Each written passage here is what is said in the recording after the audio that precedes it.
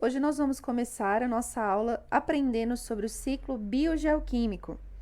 Os ciclos biogeoquímicos, como a gente já conversou um pouquinho na aula anterior, está relacionado a moléculas que vão estar presentes tanto na natureza, por isso a parte química, né? Tanto a compostos químicos que estarão presentes tanto na natureza quanto no ser vivo. E então nós temos a parte biológica, por isso bio, e a parte geo, que seria então a parte da geologia, a parte do ambiente, porque vai envolver água, rochas, atmosfera e outros ciclos. Então, primeiro, né, a gente vai ver hoje o ciclo da água. E é muito legal esse ciclo, porque envolve, como eu disse, o planeta Terra como um todo, mas também nós, seres vivos. Então, para nós começarmos, algumas definições para que serve a água.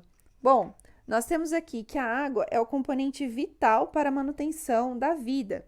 Todos os seres vivos vão ter água na sua constituição, dentro da célula, fora da célula, então no ambiente intracelular ou no ambiente extracelular. E além do fato de muitos seres vivos existirem dentro da água, certo? E qual que é a importância da água dentro das nossas células? A produção e consumo de alimentos como matéria orgânica. Como nós vamos ver, as plantas, ao realizarem fotossíntese, vão precisar da água. Nós, seres humanos, podemos citar o nosso exemplo, nós precisamos da água constantemente para a manutenção da pressão de dentro do sangue. E também a água transporta nutrientes, transporta hormônio, transporta oxigênio, a água que eu digo no sangue, né? Nós também vamos ter essa troca de água entre o meio ambiente. Por isso, nós liberamos água, mas também nós precisamos tomar água, tá? E nós vamos encontrar água nos 3 estados: água no estado líquido, água no estado sólido e água no estado gasoso, certo? E algumas palavrinhas como evaporação, evapotranspiração, percolação, escoamento, precipitação, que eu vou explicar quando nós estivermos falando então do ciclo no geral.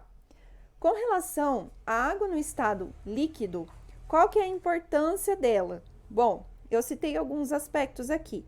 Vamos encontrar água no estado líquido nos oceanos, presente nos oceanos, nos lagos e rios, e também nós vamos ter água no estado líquido na atmosfera. Apesar da atmosfera ser gasosa, nós podemos considerar aqui a chuva, ok?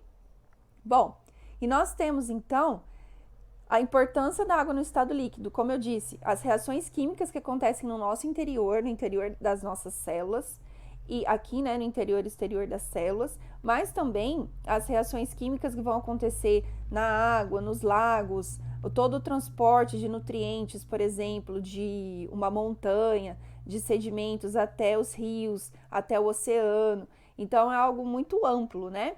E também a água no estado líquido é que vai dar condições para a existência de seres vivos no planeta, ok? E qual o grande problema? E aí entra a parte que nós vamos conversar sobre os problemas ambientais causados pela poluição.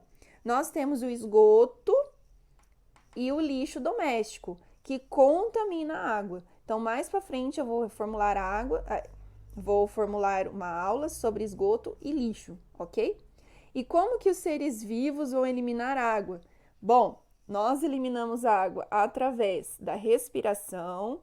Então, quando nós estamos aí entrando oxigênio, liberando CO2, nós estamos liberando água. A transpiração, então a nossa transpiração também, quando nós suamos, estamos liberando água. E através das excretas, a urina e as fezes, quando nós eliminamos.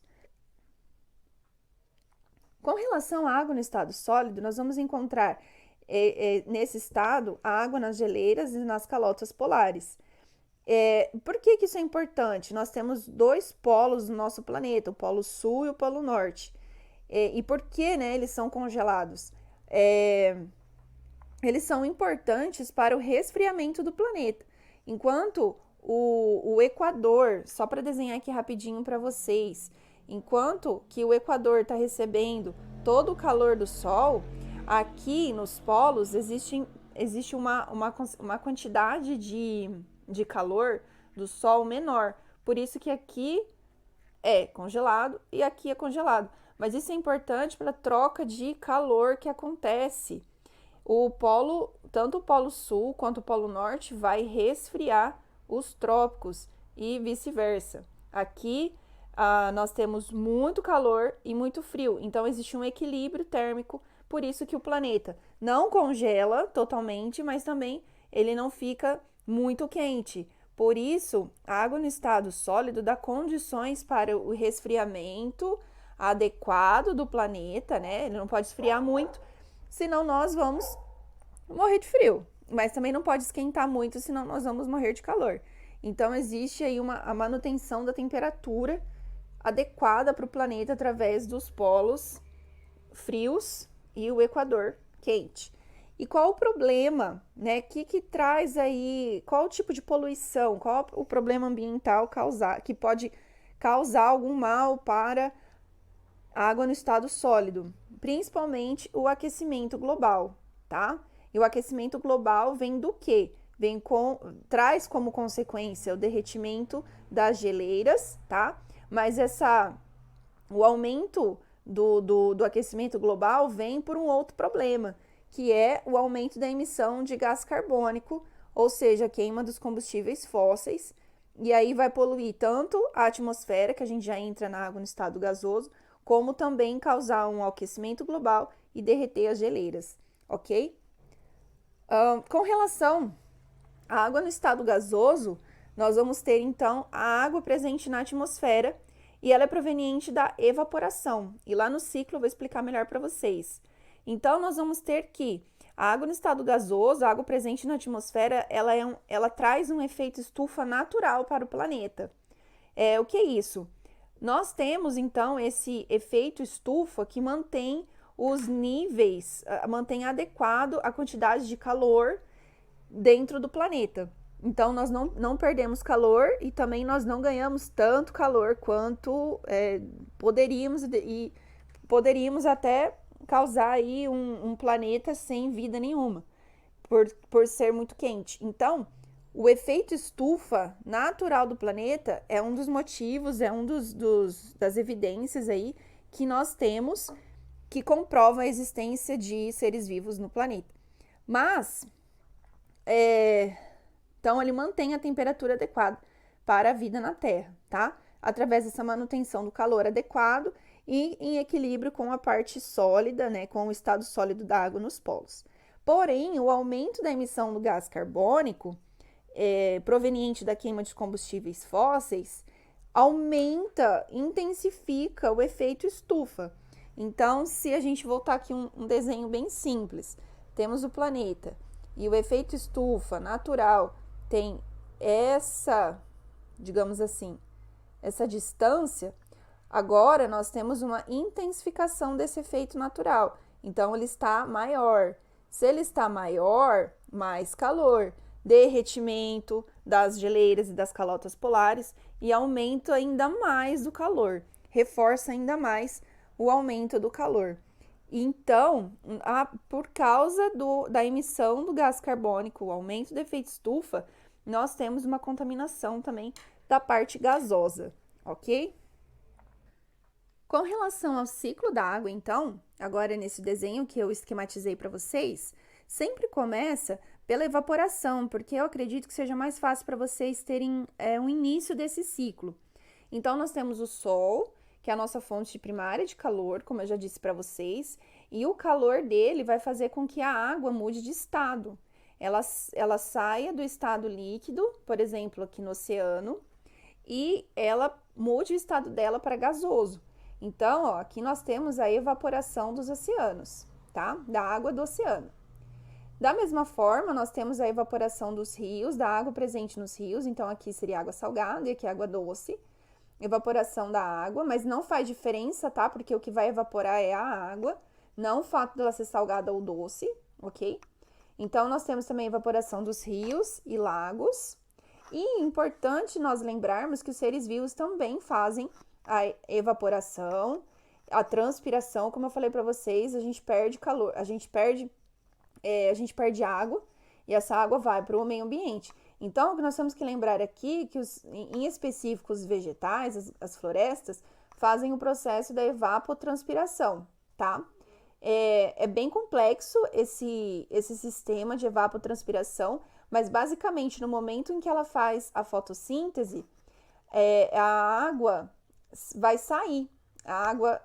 Uma molécula de água sai pelas folhas. Bom, não uma, né? Várias, mas só para vocês entenderem. Então, ela vai para a atmosfera, tá? A água do estado líquido que a árvore, a planta, enfim, o vegetal puxou aqui do solo, vai passar por todo o processo aqui de fotossíntese, mas ela também vai ser liberada aqui pelo processo de evapotranspiração, tá? Então, aqui fica bem fácil a gente entender a evaporação, tá? É uma mudança do estado de água líquida, tá? Para água gasosa, então, água no estado gasoso, devido a um ganho de calor, tá? Então, aqui, ganhou calor, certo? Então, evaporação e evapotranspiração vai envolver, então, o ser vivo, lembra? Que é um ciclo biogeoquímico. Então, um composto químico, a água, que estava no solo, por isso gel, mas passou para o ser vivo, e agora é o ser vivo que está liberando, tá? Após a evaporação e a evapotranspiração, então esses dois processos aqui, é importante a gente ir para a precipitação, que é algo que é bem simples para vocês entenderem também. Por quê? Aqui nós temos água no estado líquido, certo? Ganhou calor e passou a ser, então, água no estado gasoso. Aí, conforme essa água vai subindo para a atmosfera vai ficando fria. Então, o calor recebido aqui será perdido. Por isso que nós temos, então, a condensação e a formação das nuvens, tá? Aqui, então, nós temos a condensação da água e a precipitação, que vai ser, então, a chuva, tá? E aonde que vai acontecer a precipitação? Bom, aqui no oceano, chove nos oceanos, tá? Pode acontecer a precipitação, então chuva, nas florestas, nas cidades, e pode acontecer a precipitação nas montanhas também, tá? E vai ser importante por um processo que eu vou explicar logo em seguida. No caso, aqui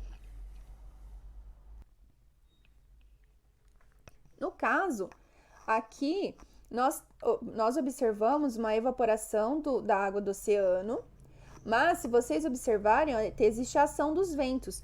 Muitas vezes, nós vemos que a água que foi evaporada no oceano não vai chover no próprio oceano, mas pode chover, às vezes, até numa montanha ou numa cidade bem distante da onde tem o praia, onde é o litoral. Isso pode acontecer e é muito comum, ok?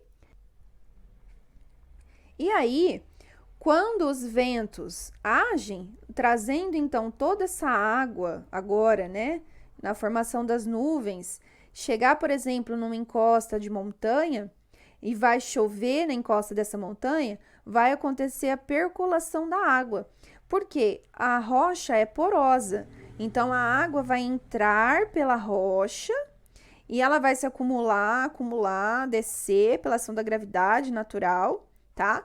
E vai formar, então, o que a gente conhece como os lençóis freáticos ou as águas submersas, certo?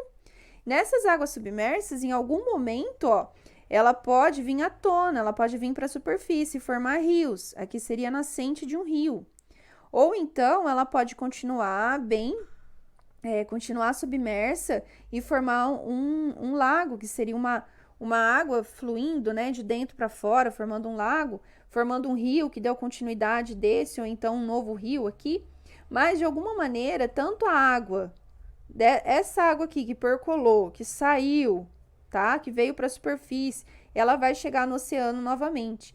Ou então esse rio, até mesmo distante aqui, distante da encosta das montanhas, mas ele veio pelas águas subterrâneas e aflorou, então afloramento de água, formando um rio, também vai desaguar no oceano, tá? E aqui também nos lagos, pode acontecer. E esse processo que vai chegar até o oceano é chamado de escoamento, certo? O escoamento da água. E aí a gente fecha o ciclo totalmente, ok? Espero que tenha ficado claro. Qualquer dúvida, vocês podem me procurar.